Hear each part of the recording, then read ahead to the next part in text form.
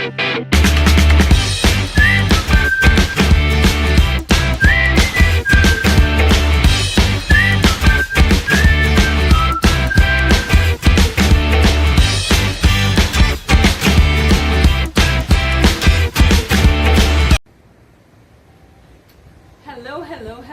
and welcome back to Resilient Break Every Chain. For those of you who are new to my channel, I am Resilient Susanna. I'm here to stand in the gap, to support, to encourage, to empower. I believe in purpose, and my role and my desire in life is to help you accomplish your purpose. Hence, I'm an empowerment coach. I'm a minister. I'm the CEO and founder of the Heart of a Sister Family Foundation. So today, I had started just a week ago to share my Resilient Ladies after we celebrated a year for our first year being as a YouTube channel. Last week we did my mom, Resilient Lady number 1. And today, Resilient number 2 is also, I have to say, a mom, a friend, a supporter, a wonderful woman who I came to know and love over the past 11 years. So today is going to be such a pleasure to share her with you as I introduce to you this evening the beautiful, the resilient, the warm-hearted and kind Dr. Andrea Rachael. God bless you and welcome to Resilient Break Every Chain. It's a pleasure to be here. Awesome. I really appreciate you putting the Rachael in my name. Oh, definitely. I remember your book, but we'll come into that in a little while. I would just share with our audience how we came to know each other. And it was when I was going through my drama back in 2009, 10, somewhere around there, having been out of a marriage, a dysfunctional marriage, and feeling lost, no sense of identity or purpose, or not knowing where I am or where I was going. And my mom introduced me to you. She said, go and talk to Dr. Chase. And so I got a lift up to your home, and now we are in this beautiful, I'm here in this beautiful home again with all these plants and stuff. And I remember a friend dropped me there one day, where she really going in this place that I didn't even know the directions properly. I called and I got the lift here, and the journey never ended. You have become my mentor, you have become my friend, and I'm so happy to have you in my life. So today I want you to share with our viewers a bit of your life and your journey. Okay. I would have mentioned being happy that you called me Rachael. Yes. Because it's so important to me. And I know there might be many people like me, well, maybe my age group, I'm 73. Awesome. That will, what they call bastard children. But I was such a bastard, I didn't even have a name, because I was a premature baby, so they hadn't really planned a name or anything for me. So my birth certificate said illegitimate girl child. Yes, I've heard of those days when that was placed on the paper. And for most of my life, I walked around as illegitimate girl child. And then one day, well, I got names. You know, the midwife called me Andrea. My father called me Eden. Yes, So I was Andrea Eden. And one day in church, my pastor ministered to me and told me that the Lord said I was no longer Hagar, that I was Rachael. And I had to figure that out. And when I looked into it, I realized that I had a Hagar personality. I was a runaway girl. I didn't stand up and fight for anything. I just, it was happening and I was gone. I didn't have the confidence or anything. So, but Rachael, about her, she was just a woman that was loved. That's all she was. Something you would have desired. You know, Yes. she wasn't, I mean, she was beautiful like me. Oh, yes.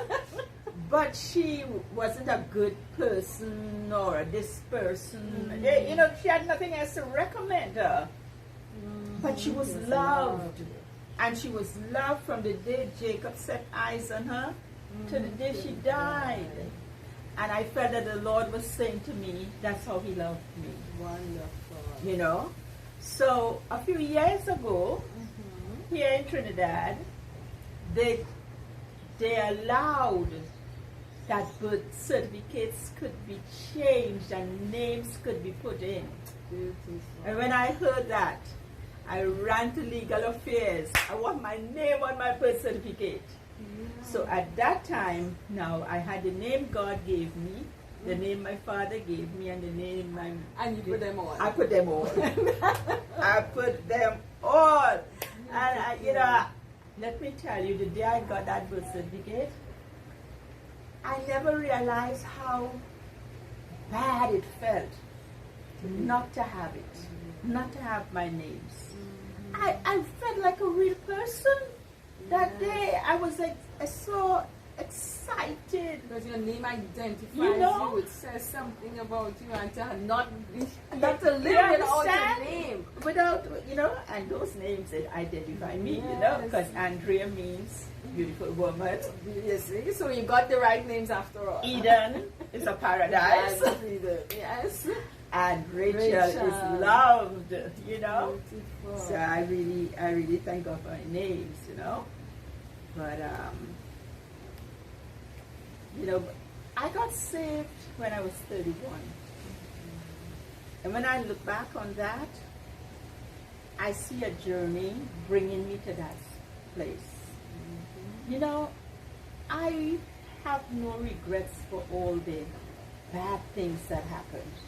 And that is something remarkable Because, we live life a lot of you know, time based on regrets. Because when I look at it, I see every step, every bad step brought me closer to God, brought me closer to God, you know?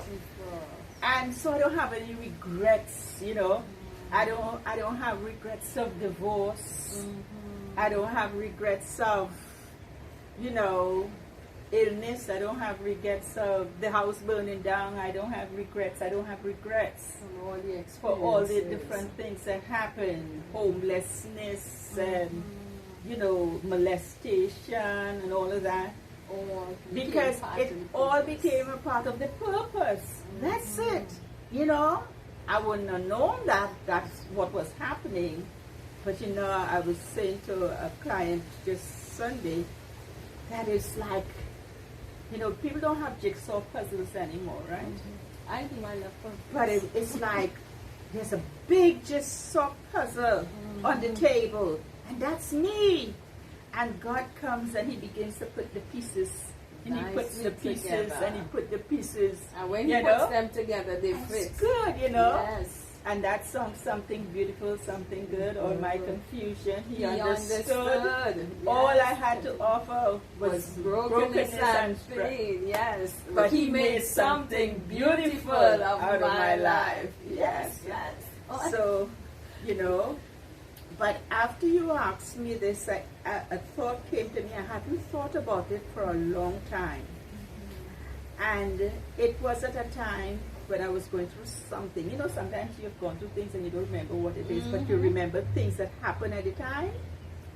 And a friend had said to me, the Lord said to tell you that He has put steel in your back and bricks in your belly.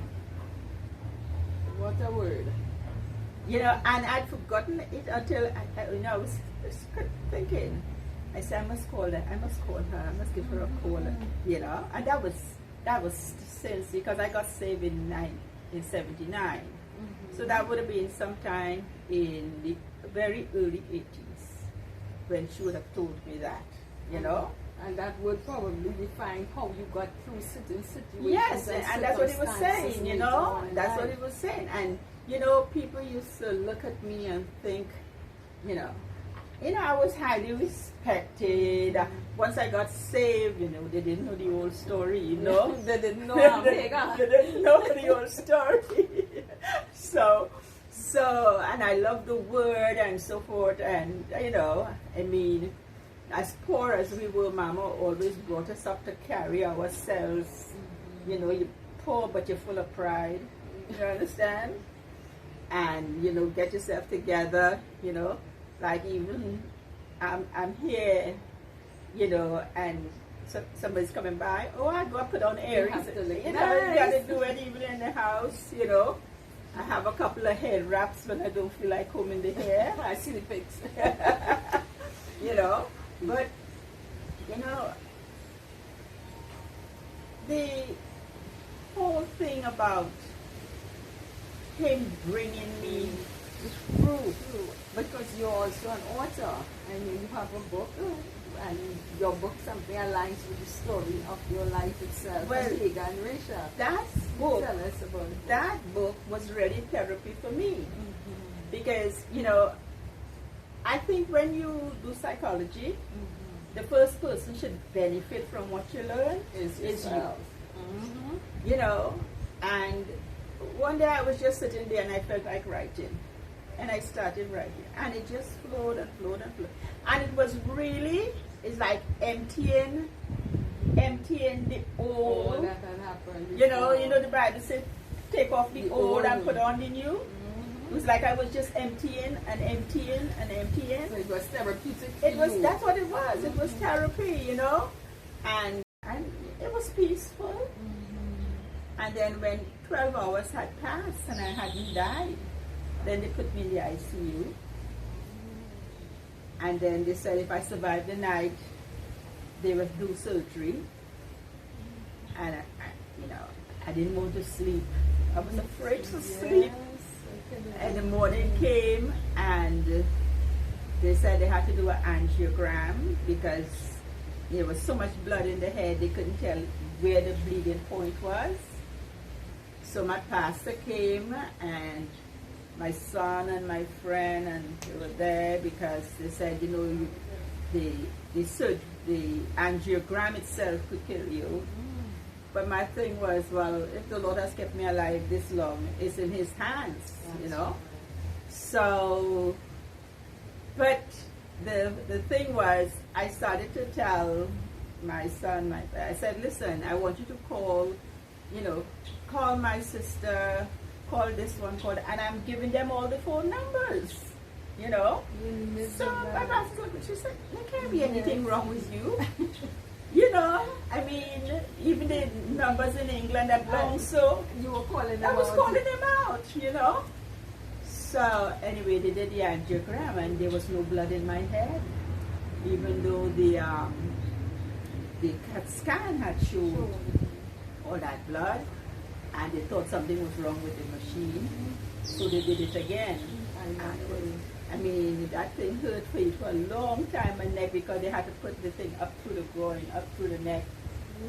Anyway, but I was 1999. And my body was weakened, and it took a while for, I guess I got so close to dying that the organs had started to. But I made a full, God brought me back fully.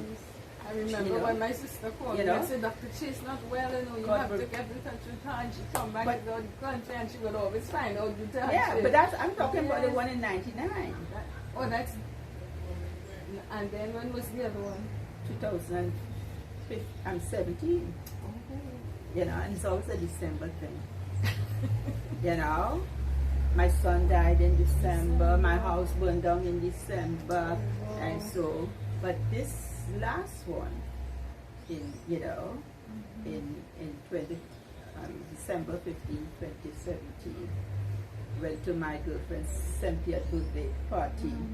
Thank God I was there, because if I wasn't there, I would have been home by myself. Yes, God always has a plan. You understand? The first time it happened, I was in church. God always surround you with someone. I went to her party. I was supposed to go to church, I didn't go to church. I went to the party. If I had gone to church tonight, I would have come back home and me alone here. But as it happened, the party was in Port of Spain, and my head started to hurt me. And I told my friend, I said, anytime you're ready to leave, I'm ready to leave. Because I was glad she was a person that don't like to lie late. So now I think lying is a waste of time. So, I guess she saw me holding my head, and she came and she said, "Your head hurting here?" I said, "Yes." She said, "Bad?" I said, "Yes." She said, "Okay, let me call my husband to go and get the car and carry you." So we walked outside, said the goodbyes, and walked outside and sat on a little ledge. And while I was sitting there, a young lady was passing that called me auntie. I called her. She said, "What happened, auntie?" I said, "My head hurting me perfectly." And she just held me like I was a child. And she prayed for me. And then I remember Jackie came back and she said, "You want to go to the doctor or you want to go home?" And I said, "Carry me hospital." And that's the last thing I remember, But Jackie told me I was bawling. You never hear bawling like that. And everybody was scared. But as it happened, there was a nun there who was a nurse. So they told her that I had a history of aneurysm. So she said, "Don't wait for no ambulance. Take me right away." Right away.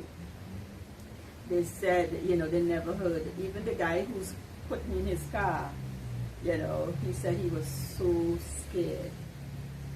And so, but I don't know anything about it. I don't know going in no car, going to no hospital or nothing like that, And but God was with me all the way. And Jackie told me I was saying, "Lord, I am not ready. Lord, I am not ready. I am not ready." And I think you're still saying that, And the funny thing about it is what I learned afterwards, they called my son in New York, and he told me he started to hit that wall and he started to say, "Lord, I am not ready. Lord, I am not ready." So I said, we were both saying, "I am not ready," to agree, and don't even know, So, but the next thing I knew after that, I was waking up in my bed days later. My sister was feeding me. I looked at the window and it seemed so small, and I couldn't understand why everything was shrunk. And so the phone rang and I realized I didn't know how to answer it. I didn't know how to use the phone. I didn't know anything, So it was a different experience from the first aneurysm, And then when I was well enough to go back to church, my pastor asked me to do a reading, and I realized I couldn't read. Yes, I remember that. I couldn't read. So, as it is now, reading is very difficult. There's no the connection between cognition and reading. God has to replace that. So when I read something, I don't understand what I read. And it's painful to read. It takes me forever. I have to, like a child, you're a teacher, I have to spell out the word, do the phonics on it, and if it's one of those words that don't match up with phonics, I don't know what the word is, And so my pastor was shocked when I said I can't read. And she was a principal, so she said, "Go ahead, read." And there I was struggling, And even when I write, but I can't read back what I wrote, So, and when I was, when I used to work at the prison, I did a lot of work. I wrote manuals, and so prison ministry, that's another thing you have been into with your husband for years. Yes, I wrote manuals and everything, and I have all that data, and I can't, But the Lord is bringing situations But the beauty of it in the midst of all of that, I must share with you guys that I have been in your Bible study the last couple of weeks. If we call you to do a talk or a lecture, you would hear this lady talk with such, isn't God amazing? Isn't God amazing? It's like even your life, your energy in your speech. He is so amazing. And let me tell you, it's God all the way, you know. There's Susanna and it's tired. The simplest activity, I am worn out. I go to the kitchen to wash a few dishes. It's not much because it's just me. And by the time I'm finished, I'm soaking with perspiration because I have this metabolic problem and I'm tired, you know. So whenever we start the Bible study, I ask the deaconess Nandes to sing this, welcome the Holy Spirit, sing a song to it. And listen to me, the minute Holy Spirit come in, yes, I mean, you will see me there smiling. What I'm smiling about is because the tiredness went, you know. And there was a thrill and excitement in your voice that I didn't even hear a couple of years ago. It's just gone. Because you know, it has to be all God. Yes. It has to be all Him. Yeah. You know? I mean, it's a challenge. It's a challenge being tired all the time. It's a challenge that if I just walk up the road with, I mean, you know, David and I, we used to walk 2 miles every day. Yes. You know, if I just walk up the road, by the time I reach the top there, I'm soaking. I always have to wear undershirt to absorb it. You know, it's a challenge that I do nothing and I'm exhausted. It's a, you know, it's a challenge that, you know, I have a, you know, God has blessed me so much. A client from comes and reads to me. Oh, beautiful. If I, you know, there's a book I want read, she come and read for me, you know, and so, and he put people in my path in Ephesians, the beginning of Ephesians, how He chose us in Christ before the foundation of the world. That alone comforts us on our journey. He knew, and He did, you know. I mean, it makes you feel like really wonderful. I mean, my mother didn't need another bastard child, but, you know, God had a plan. She didn't plan me, you know, but He planned me. And when I come to understand that, it has really, you know, it makes you know that there's a reason. And Susan, I will tell you this. With this COVID, you wouldn't imagine how many people, one person got sent to me, you know, for counseling. From an organization that I, you know. And then one day she says, would you see another friend of mine? And they keep coming. Yes. And they keep coming. So let me tell you this one. A few weeks ago, I had no fruit. I like to have at least one fruit a day. You know, and I'm not at a place where I could just run up the street now and you know, I don't. Let me tell you, putting on clothes is a chore. So I had a client that evening, and I'm sitting there feeling for some fruit, and she turns up. You see, counseling and teaching, I am anointed for that. I didn't anoint myself, you know, and God takes care of me, you know. So she comes with a slice of watermelon. Just as your heart desired. You understand? And she said, Dr. Chase, I bought some watermelon for you. So I said, wow. I said, you know, I was just saying, you know, have no fruit, and here you come with that. That evening, they say she was here at 4 o'clock, 2 o'clock. At 6 o'clock, the person who reads for me, she came. She came with bananas and an apple. She said, Dr. So you Chase, I had more bought than some one food for for you. today. Got it. Listen, More again. the next evening, which was a Friday, my sister from Bigger Martin turned up with oranges and pawpaw. The next day, somebody had asked me to do a Thanksgiving. He was having a Thanksgiving and stuff like that. An old client too. When he came with a big watermelon, 2 pawpaw, a pan of fig bigger than I'd ever seen. So what is this? Then the Sunday night, I just getting ready to go to my bed, my doorbell ring. I said, who is at my door now? My neighbor, who never do this before, come with a bag of mangoes. Wow.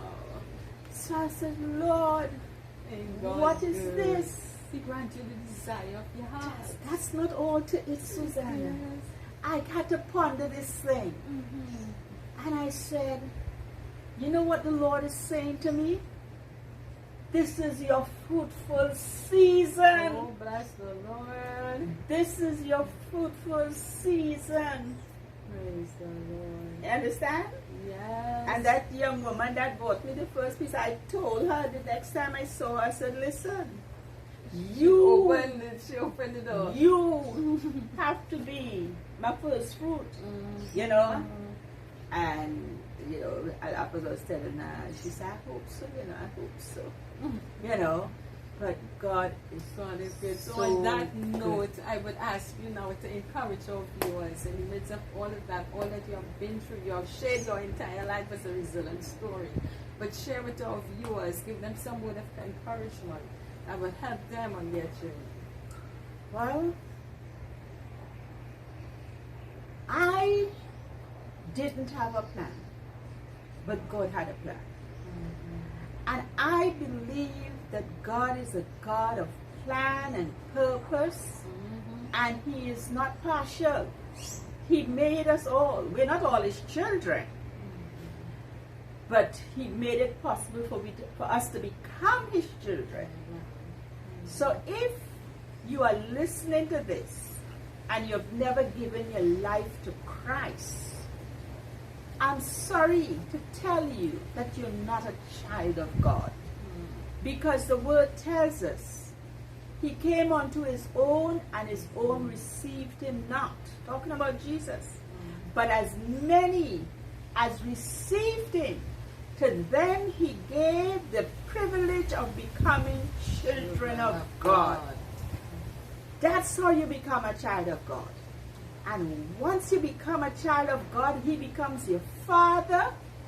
The joy of knowing that the Creator of the universe, the Most High, the omnipotent, the omniscient, the all-wise God is your Father.